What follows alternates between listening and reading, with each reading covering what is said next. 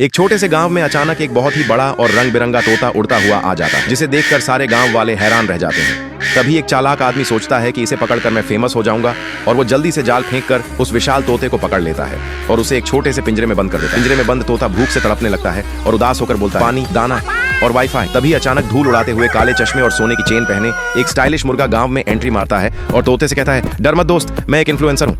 फिर वो बड़े ही एटीट्यूड में पिंजरे का ताला खोल देता है और दोनों स्टाइल मारते हुए गांव वालों से बचकर दौड़ते हुए भाग जाते हैं। लेकिन थोड़ी देर बाद भी तोता रोने लगता है क्योंकि उसका वीडियो यूट्यूब पे सिर्फ 5 व्यूज लाता है।